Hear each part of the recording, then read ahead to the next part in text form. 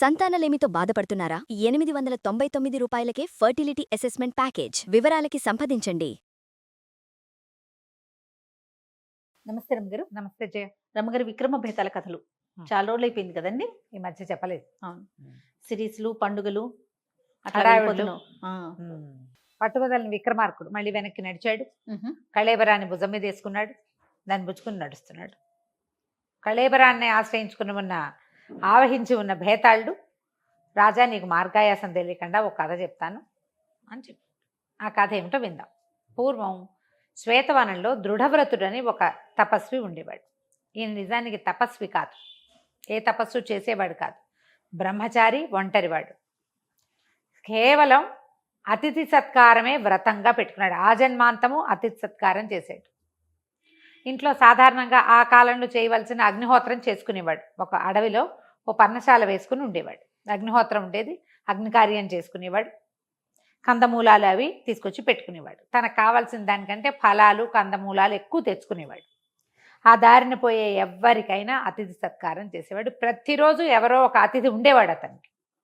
అతిథి సత్కారమే అతని వ్రతం. ఇక తపస్సు గిపస్సు ఏం లేదు. కానీ అడవిలో ఉండటం వల్ల ఏకవస్త్రంతో, అంటే ఈ నార బట్టలు కట్టుకోవడం, ప్రజలు అందరూ ధరిచే నేత బట్టలు అవి ఆయనకి లేవు. తపస్విగానే కనపడేవాడు. అట్లా ఎన్నేళ్ళో చేశాడట దృఢవ్రతుడు. అయితే ఒకనాటి రాత్రి కొంచెం వర్షాకాలము, పెద్దగా పళ్ళు గిళ్ళు ఏమీ లేవు. ఎవరో తలుపు కొట్టారు. ఒక ఆజానుబాహు ఋషి స్వరూపుడుగా కనపడుతున్న ఒక ఆయన నిలబడి ఉన్నాడు వాకిట్లో. వానగా కూడా ఉంది. తలుపు తీశాడు. తీసి అయ్యా నమస్కారం, దయచేయండి, అది పూట నా ఆతిథ్యం స్వీకరించి ఇక్కడ నిద్రించి రేపు ఉదయం వెళ్దురు కానీ వానగా కూడా ఉంది అన్నాడు. అనేసరికి అలా వచ్చిన ఆయన అన్నాడు, నన్ను లోపలికి రమ్మంటే నేను ఒక్కడిని రాను, నా వెనకాల 7 వస్తారన్నాడు. పర్వాలేదు రండి అన్నాడు.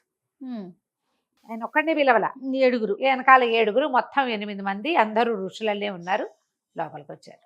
ఇతను ఏం చేశాడు, గబాలన అయ్యో 7 రమ్మన్నా కానీ అంత తిండి లేదు మన దగ్గర, 2 పళ్ళు 2 దుంపలు ఉంటాయి, వీళ్ళందరికీ ఏం పెట్టేమి మనం అని ఆలోచించి, పోనీ ఇప్పుడు బయటికి వెళ్దామంటే రాత్రి అయిపోయింది, వర్షం పడుతోంది, ఏం పళ్ళు ఏ దుంపలు దొరుకుతాయి, వాన, అర్ధరాత్రి, లేట్ నైట్. సరే ఈయన ఏం చేశాడు, ఈయన ముందు గది ఒకటి ఉంది, పెద్ద వసారా లాంటిది, లోపల అగ్నికార్యం చేసేది ఒక ఇది ఉంది. అగ్నిహోత్రం దగ్గరికి వెళ్ళాడు. వెళ్ళేసరికల్లా ఈయన ఒక 2 పళ్ళు 2 దుంపలు గోడల దగ్గర పెట్టేవాడు. ఆ 2 దుంపలు 2 పళ్ళ స్థానంలో ఇన్నిన్ని కందమూలాలు, ఇన్నిన్ని ఫలాలు కనపడ్డాయి. ఆశ్చర్యపోయాడు. వీళ్ళ మహత్యం కాబోలు, 2 ఉండాలి, ఇన్నొచ్చినాయి అని చెప్పి సరే సంతోషించి, నా వ్రతం చెడట్లేదని మరి ఆ పళ్ళన్నీ పట్టుకెళ్ళి వాళ్ళ 8 మందిని కూర్చోబెట్టాడు. సరే ఒళ్ళు తుడుచుకోవడానికి ఏదో చిన్న వస్త్రం లాంటిది ఇచ్చాడు. అందరూ వానబడింది, మొహము తలలు తుడుచుకున్నారు. ఈ పళ్ళు అందరికీ పెట్టి, నేను దుంపలు కాల్చుకొస్తానండి అని వెనకాల పెద్ద కుంపటి ఉంటే దుంపలన్నీ చక్కగా కాల్చి పక్వం చేసి పట్టుకెళ్ళాడు. అన్నీ ఆకుల్లో పెట్టి అందరికీ దుంపలు కూడా వడ్డించాడు. దుంపలు కూడా హాయిగా తిన్నారు. ఏదో ఆ మాట ఏమంటే, నువ్వేం చేస్తుంటావు ఏమిటంటే, అతిథి సత్కారమే నా వ్రతం స్వామి, ఇక్కడే ఉంటాను, వేరే తపస్విని కాను, నేను అగ్నికార్యం మాత్రమే చేసుకుంటానని తన గురించి ఏవో చెప్పాడు. వాళ్ళు ఏమిటేంటో మాట్లాడుకుంటున్నారు, వింటున్నాడు. సరే కొంచెం రాత్రి మళ్ళీంది, తెల్లవారుజాముకి లేచి బయలుదేరిపోయేసరికల్లా అదేమిటి విశ్రాంతి తీసుకుని వెళ్ళండి అంటే, మాకు విశ్రాంతి అంతా తిప్పటలోనే ఉంటుంది, మా విశ్రాంతి తిరగటమే మా విశ్రాంతి, పడుకోవటం మా విశ్రాంతి కాదు, అసలు మేము పడుకోము, మా పడుకునే కాలం ఇది కాదు అని చెప్పి లేచి వెళ్ళిపోయారు. పెద్ద ఆయన వెళ్ళాడు. మొదట వచ్చిన ఆయన వెనకాల అందరు నడుచుకుంటూ వెళ్ళిపోతుంటే అందులో ఆఖరివాడు ఈ దృఢవ్రతుడు చెప్పాడు, ఏమిటయ్యా అట్లా పోనిస్తున్నావు, ఆయన ఎవరనుకున్నావు, ఇంద్రుడు, మేమందరం దిక్పాలకులము, అష్టదిక్పాలకులం, ఆయన పెద్దవాడు. తర్వాత 7 వచ్చారు అంతే కదా, ఏదైనా వరమడవయ్యా ఇస్తాడు, రాత్రి వేళ ఆహారం పెట్టావు, నీకు పరీక్ష ఇది అడగమంటే ఈయన గబగబా వెళ్ళి ఆ దృఢవ్రతను ఆయన దండం పెట్టి, అయ్యా మీరు ఒప్పుకుంటే నేను ఒక వరం అడుగుతానండి అన్నాడు. ఆయన సిద్ధపడ్డాడు వరం ఇవ్వడానికి. అడగమన్నాడు. ఆయన ఏమనుకున్నాడు, ఈయన బొందుతోనే నేను కూడా స్వర్గానికి వచ్చేస్తా అంటాడు, లేదా బోళ్ళంతమంది అప్సరసాంగలను, బోళ్ళంతమంది రంభా, ఊర్వశి, తిలోత్తమ, మేనక బోళ్ళమంది ఉన్నారు, వాళ్ళలో ఎవరితోనైనా ఒక రంభా సంభోగం కావాలని అడుగుతారు మామూలుగా. వీళ్ళు ఎవరైనా అటువంటిది ఏదో అడుగుతాడని ఐశ్వర్యం, అంతకంటే ఏం అడుగుతారు, నీ ఇష్టం అన్నాడు. అనేసరికల్లా ఈయన అన్నాడు, అయ్యా అతిథి సత్కారం చేయటమే నా యొక్క ఇదండి, అయితే అతిథులకి కాలక్షేపంగా ఉండటానికి నేను పాచికలాడేందుకు నాకు మనుషులు కావాలి, ఎవరితో పాచికలాడినా నేనే గెలిచేలాగా వరం ఇవ్వండి నాకు అన్నాడు. బాగుంది. నాతో పాచికలాడడానికి రోజు మనుషులు రావాలి, వాళ్ళు నా చేతిలో ఓడిపోవాలి. బాగుంది. సరికదా ఇంత క్షుద్రమైన వరం లాగా తోచింది ఆయనకి. ఆ, ఆ. కానీ అతను అవేవైనా అడిగితే ఒప్పుకునేవాడు ఆయన సంతోషంగా. ఏమనాలి, ఒప్పుకున్నాడు. ముందు తను ఇస్తానన్నాడు కాబట్టి మాట ఇచ్చేసాడు అలాగే లేని 2 పాచికలు సృష్టించి చేతిలో పెట్టాడు. వీటితో ఆడుకో, నువ్వే గెలుస్తావులే అని వెళ్ళిపోయాడు. మొత్తం గుంపంతా వెళ్ళిపోయింది. దండం పెట్టి పంపించేశాడు. ఇక మర్నాటి నుంచి చుట్టుపక్కల ఆశ్రమాల వాళ్ళు ఎవరో ఒకళ్ళు ఈయనతో ఆడడానికి వచ్చేవాళ్ళు. కాసేపు పాచికలాడి ఓడిపోయేవాళ్ళు. పందాలు లేవు, ఆహా. ఆటే, డబ్బేం కాదు, ఏమీ లేదు, ఆట. అంతే. ఓడిపోయేవాళ్ళు అంతే. అక్కడి నుంచి ఈయన పండో ఫలమో దుంపో ఏదో చక్కగా పెట్టేవాడు. ఆయన అతిథి సత్కారం ప్రతిరోజు జరిగేది. అతనికి కావాల్సింది ఏమిటి మెయిన్? తన చేతిలో ఓటమి పాలవటం. అతిథి సత్కారం. రోజు ఎవరైనా తన దగ్గర తినడానికి రావాలి. ఓకే, అంతవరకు బాగుంది. మళ్ళీ ఆట ఆట ఇప్పుడు ఆడేటప్పుడు నేనే గెలుపొందాలని ఒక్కొక్కళ్ళకి అనిపించచ్చు కదా, వ్యసనం కదా ఆట అనేది. ఓకే. ఆటలో నాది పై చేయి కావాలని కోరుకున్నాడు అంతే. ఆయన ఏం పందెం పెట్టి ఎవరి దగ్గర ఏమి పుచ్చుకోలా. ఆటలో నేను గెలుపొందాలని కోరుకున్నాడు. ఎప్పుడు ఎవరితో ఏ కాన్ఫ్లిక్టు రాలే ఆయనకి. ఓకే. భూలోకంలో ఉన్న నాళ్ళు చక్కగా అందరితోటి ఆడేవాడు, గెలుపొందేవాడు. చక్కగా వాళ్ళు ఈయనకి తెచ్చిన కందమూలాలు ఫలాలు తినేవాళ్ళు, హాయిగా సంతోషంగా. ఏ రోజు కారోజు అమ్మయ్య ఇవాళ నా వ్రతం పరిసమాప్తయింది అని దండం పెట్టుకునేవాడు. కొంతకాలానికి ఈయనకి కాలం చెల్లింది. యమభట్లు వచ్చారు. ఈయన తన పాచికలు చేత పుచ్చుకుని పోయాడు. పాచికలు కూడా పుచ్చుకుని వెళ్ళాడు. వెళ్ళేసరికల్లా పైకి వెళ్ళాక చిత్రగుప్తుడు చిట్టా తీశాడు. ఎవరినైనా ముందు నరకానికే తీసుకెళ్తారు. యమధర్మరాజే వీళ్ళ పాప పుణ్యాలు బేరీజ్ వేస్తారు. వేశాక ఇతను చాలా అద్భుతమైన వ్రతం ఉంది ఈయనకి, నిత్య ఆతిథ్య సత్కారం వ్రతం చాలా అద్భుతంగా చేశాడు. ఈయనకి స్వర్గమే లభించాలి. కాకపోతే ఈయనకి వ్యసనం ఉంది, వ్యసనపరత్వం. ఆ వ్యసనపరత్వం వల్ల అంటిన పాపం వల్ల ఈయనకి ఇలా నరకలోక సందర్శనం మాత్రమే ఉంది అని చెప్పారు. నరకలోకంలో చూపించాలి, మొత్తం శిక్షలన్నీ చూపించి పంపించేస్తారు. అదే ఆయన శిక్ష. అక్కడి నుంచి ఈ నరకలోకంలో అన్ని నరకాలకి ఉన్నాయి కదా, అంధకూపం అవి ఇవి బోల్డ్ అన్ని అవన్నీ చూపించేశారు. కదా ఈయనకు బాధ వచ్చేసింది. ఏమిటి, నేను గెస్ట్ని కదా, వీళ్ళకి గెస్ట్లకి ఇవన్నీ చూపిస్తారా? చాలా కష్టంతో వచ్చింది.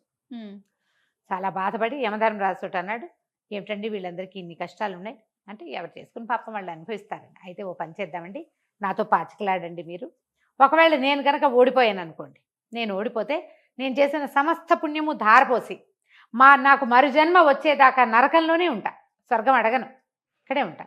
మీరు ఓడిపోతే ఇక్కడ ఉన్న పాపలందరినీ నాతో పంపించేసేయండి స్వర్గానికి అని ఒప్పుకున్నాడు. అని అడిగేసరికల్లా యమధర్మరాజు ఇప్పుడు ఏంటంటే పాచికలు అనేది ఒక ద్యూతం. ఆ ద్యూత క్రీడకి రా అని పిలిస్తే రానని అనకూడదు, అదొక ధర్మం. ఓహో, మళ్ళీ ఇదొకట మహాభారతంలో ఉంది. ఎవరైనా ఆటకు పిలిస్తే నేను రానని అనకూడదు, అదొక నియమం. బాగుంది. సరే పిలిచాడు కదా, చిత్రగుప్తుడు ఎత్తి నోరు బతుకున్నాడు. వద్దనైనా ఆయన వాడి చేతిలో ఓడిపోతావు నువ్వు అని చెప్పినా సరే ఆయన వినలా. ఆడేసరికల్లా దృఢవ్రతుడు గెలిచాడు. యమధర్మరాజు ఓడిపోయాడు. పందానికి కట్టుబడి, అప్పటిదాకా పందెం వాళ్ళ దృఢవ్రతుడు ఎప్పుడు ఫస్ట్ టైం పందానికి కట్టుబడి యమధర్మరాజు ఏం చేశాడు, నరకంలో ఉన్న జనం అందరినీ పంపించేసి తీసుకుపోయాడు. స్వర్గద్వారాలు తెరుచుకున్నాయి. ఈయన లోపలికి వెళ్తుంటే ఆ వెనకాల వాళ్ళని వాకిట్లో ఉన్న కావలివాడు రానివల.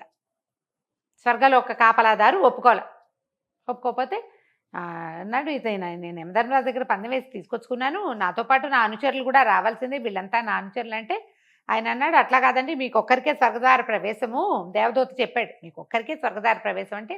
అలాగా, అయితే మీ దేవేంద్రుడి దగ్గరికి వెళ్ళి అడిగిరా, ఆయన ఒక్కడే నా తలుపు కొట్టాడు, ఆయన వెనకాల ఉన్న వాళ్ళని నేను రావద్దని అనలేదే, 7గురిని రమ్మన్నాడు కదా. అందరినీ రమ్మన్నాను కదా, ఇప్పుడు అందరినీ రమ్మంటాడో వద్దంటాడో ఇంద్రుడిని అడిగి చెప్పమన్నాడు.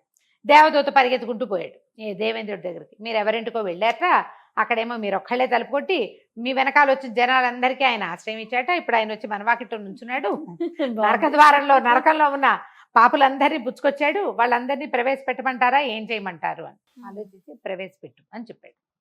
అప్పుడు దృఢవ్రతుడు ఎవరెవరిని తీసుకొచ్చాడో వాళ్ళందరికీ స్వర్గలోక వాసన లభించింది. ఆయన ఎన్నాళ్ళు ఉంటే వాళ్ళంతా కూడా అక్కడ అన్నాళ్ళు ఉన్నారు. ఈ కథ చెప్పాడు భేతాళి. దేవేంద్రుడు ఓడిపోయాడా, అని అడిగాడు. ఓడిపోయినట్టే కదా, ఒప్పుకున్నాడు, ఓటమిని ఒప్పుకున్నాడు దేవేంద్రుడు. అవునా కాదా అంటే అప్పుడు రాజు నవ్వాడు. ఓటమిని ఒప్పుకోవటం కాదు, ఇప్పుడు ఇందులో దృఢవ్రతుడు గెలిచినట్టు దేవేంద్రుడు ఓడినట్టు కాదు. దృఢవ్రతుడు మహా అద్భుతమైన వ్రతం ఉన్నవాడు.